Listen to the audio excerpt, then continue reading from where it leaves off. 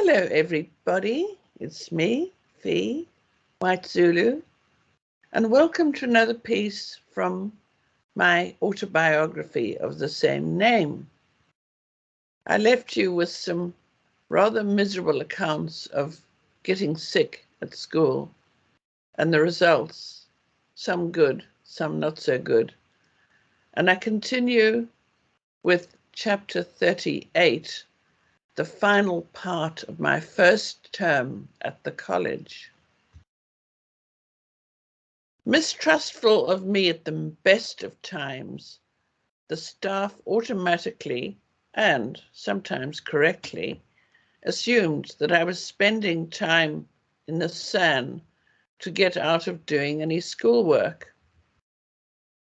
The sun was seen, rightly as it turned out, to be the last place on earth one went when one wasn't feeling well, a bit like hospitals.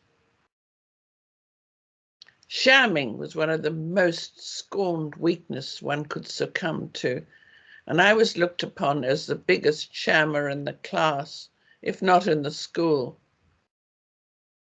Once back in my classroom, I was hopelessly out of my depth, as there were huge gaps in my notebooks and jotter where I'd missed lessons and hadn't had a chance to catch up, or, more accurately, read my library books in my spare time rather than copy out the missed work from Mary's neat handwriting. Went back to daydreaming in class. Every time a small plane buzzed over high above the school, I gazed up at it yearningly as it made its slow way across the vast burning blue sky, wishing I was in it, flying it. I'd always been fascinated by planes of every description, inspired by the fact that Dad had been a pilot and by reading all his war flying books. I became more and more obsessed with flying. I found a beautiful big book in the library written by a couple who had a beef and game ranch alongside the Serengeti Game Reserve in Kenya. They had a German name which I can't pronounce. They had a son, Michael, who'd been mad about flying and photographing game, and owned his own little Cessna two-seater, painted in black and white stripes, exactly like a zebra's coat. The book had the most wonderful full-color illustrations, photos taken by the son of various big game animals, as well as herds of zebra and wildebeest, and best of all, it had a full-sized photograph of the flying photographer's son, Michael, himself in the frontispiece. Tragically, the book was dedicated to him by his parents, as he died in his own plane in a crash on the Serengeti at the age of 20, when a vulture hit his single propeller. This made me very sad, and I fell in love with his image, there, tanned, and with his sun-bleached hair blowing in some warm Kenyan breeze. Actually, it was Kenya then. He was leaning against the zebra-striped plane, his blue eyes crinkling attractively against the glare of the African sun. I was mesmerized by his beauty, captured there for eternity, and in some way I felt I owned him, as there would be no girlfriends for him, nor a family life in the future with a wife and children. All this made it safe for me to fall in love with him. I began to shelve my veterinary ambitions and started reading every book on flying I could find in the school library. Like Dad and Grandpa, they also had a collection of the old Second World War heroes, such as Douglas Bader, amongst many others, and I devoured them all. I found encyclopedias, atlases, and dictionaries, and read them from cover to cover too, drinking in all the knowledge they contained. I found one which described Morse code and had all the coded alphabetical signals written down. I copied these out carefully and memorized them. I also found and learnt the alphabet with far more care than I ever put into any of my schoolwork.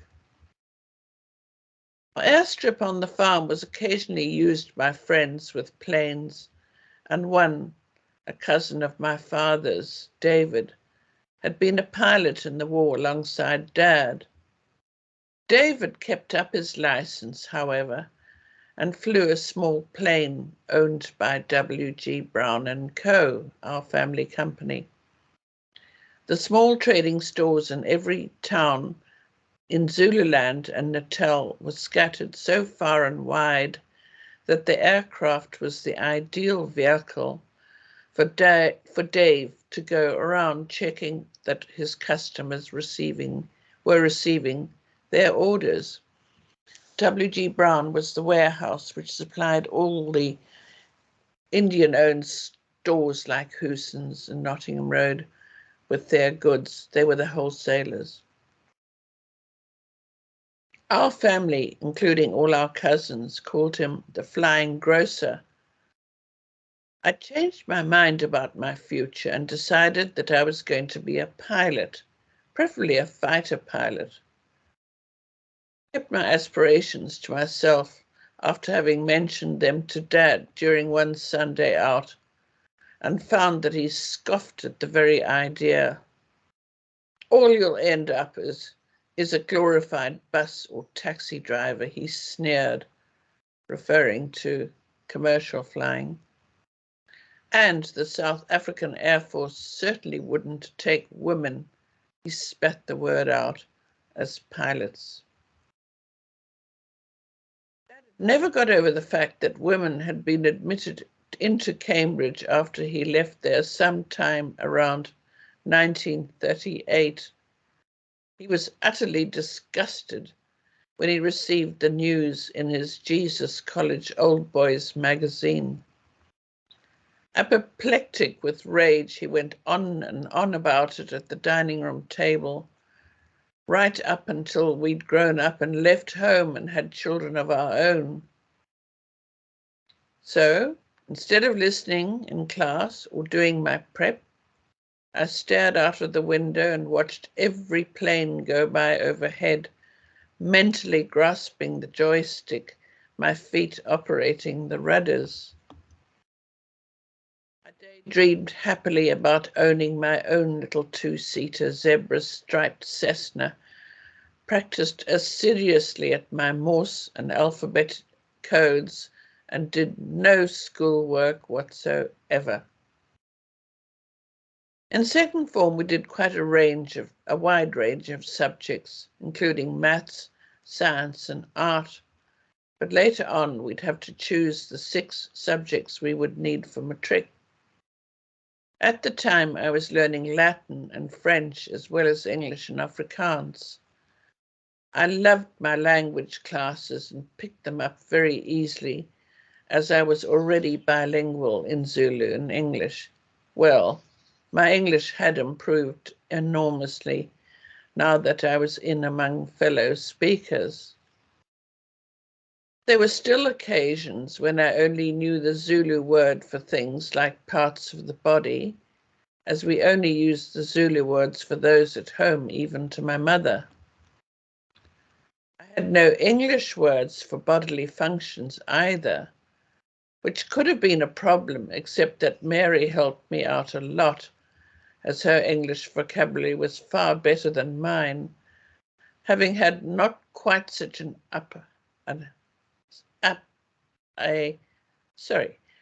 haphazard upbringing as I had.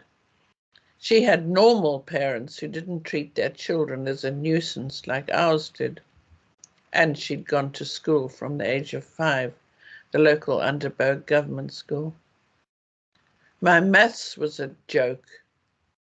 Mrs. Bannatyne, our so-called governess, the farm manager's wife, had taught us absolutely nothing. I'd learned to count sheep the Zulu way, and that was the sum total of my knowledge of arithmetic.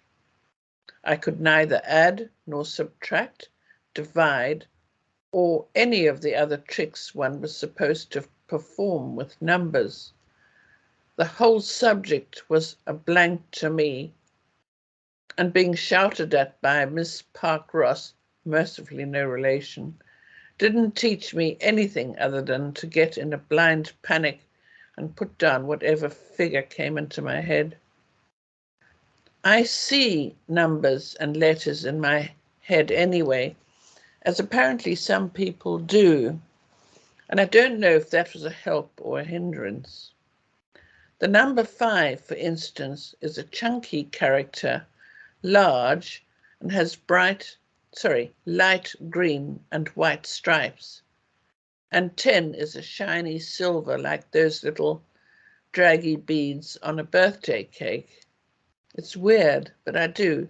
The number 20 is red with a bit of black edging. St. Anne's is situated about 10 miles out of Pietermaritzburg, our capital city.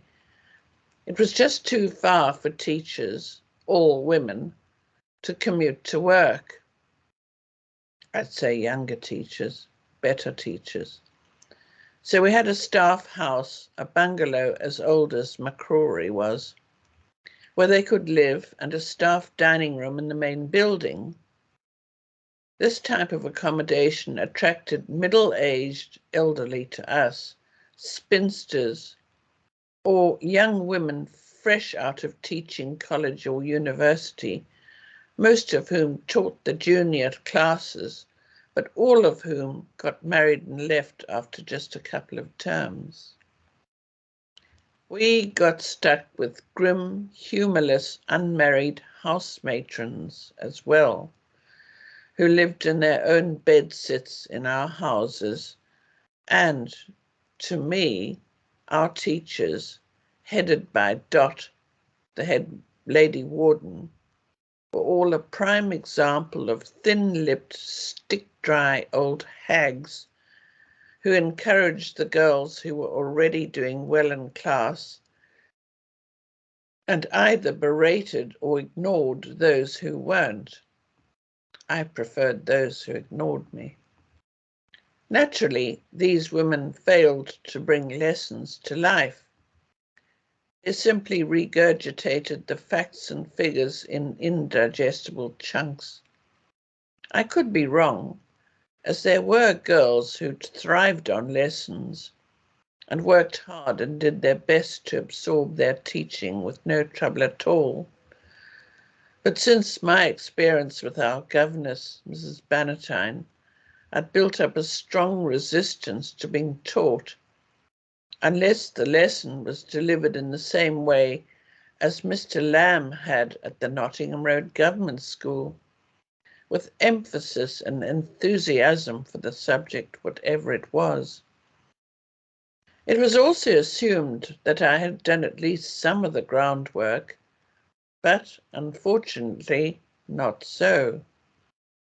So I was immediately out of my depth, particularly when it came to arithmetic, and since I couldn't understand what was going on in class generally, I lost interest and stared out of the window. I still can't do arithmetic today, not even the simplest. I have to use a calculator, and even then I don't know if the answer's right. 5 years into my time at school, I reached the form taught by a very good English teacher. She was a married woman with her own children who lived in Hilton Road, and thus was able to commute in a little Volkswagen Beetle. She was wonderfully encouraging towards us all, and especially me in my compositions and essays. These were invariably done in extreme haste, because I'd forgotten that I had to write one during prep, and had to frantically scribble an essay one out during our morning break, while the others were lining up in the courtyard for lukewarm, pre-sweetened milky tea and a dry fish paste sandwich. This is morning break. The sandwiches had the margarine scraped on and then scraped off again, and a microscopic bit of cheap fish paste smeared afterwards by the unsupervised Zulu kitchen staff. We suspected, correctly as it turned out, that William, the head of the Zulu kitchen staff, was selling the school's butter along with other commodities to freelance Indian salesmen who'd then sell it onto local trading stores. The tea was poured into scratched, evil-smelling and most unhygienic plastic mugs and was utterly revolting. Our only other choice was to drink the heavily chlorinated water out of the taps if one was thirsty, however cold the weather was. Our patient English teacher always managed to decipher my inky compositions.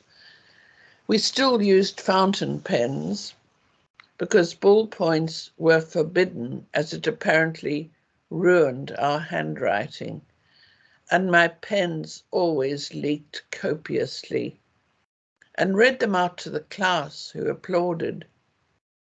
She always put my writing, both poetry and essays, into the school magazine, which came out annually, which actually and grudgingly impressed Dad.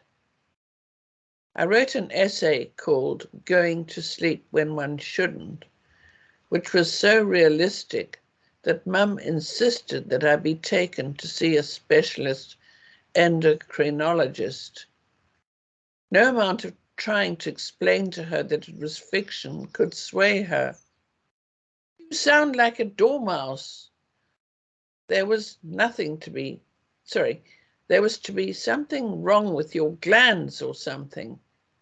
There has to be something wrong with your glands, she insisted, as Dad and I told her repeatedly that I'd made it all up. Eventually, Dad put the idea out of her head somehow, although I wished they'd done something about my hay fever, as well as the utter exhaustion and lethargy I was constantly struggling with. That essay might have been a forecast of how my life would eventually turn out. The water, the tap water, had been another shock to me. I was so accustomed to the sweet spring water which was piped from the little reservoir surrounded by ferns and wildflowers up in the plantation behind our house at home, that when I opened a tap into a wash basin in the McCrory bathroom, I was met with a blast of chlorine in my face. The taste of tap water has haunted me since then, and I still associate it with public lavatories. Hilton Road Municipality had such a problem with their water treatment that Dine caught diphtheria in her first year there. I had to be quarantined in the San while they did swabs and confirmed that it was genuinely the disease. This led them to overchlorinate the water even more, making it practically undrinkable. At last, that first term ended. 6 weeks and several snowy alpine postcards from Mum later. She came to fetch us for our Easter holidays. All the way home, the four of us moaned bitterly about how dreadful school was, and Mum took no notice other than to pour herself an extra gin and tonic before lunch once we'd got home, and the Zulu maids had unpacked the car of our overnight bags. It was only when it came to Evelina and Lee Shaw unpacking our trunks the following day that Mum discovered that I'd packed my rubber hot water bottle still full. On and on about how stupid I'd been to do such a thing. Personally, I didn't see what all the fuss was about. That's it for this time. I want to thank John Muslane very much for being my producer, putting aside his Friday afternoons for doing this, and also Sean van Vuren for being my IT specialist, because he manages my YouTube site, does a brilliant job of putting up these videos. And if you want more information on my other works and lots more photos, please visit my website at www.whitezulubook.com. And thank you so much for listening. I hope you enjoyed it. See you next time. Bye-bye.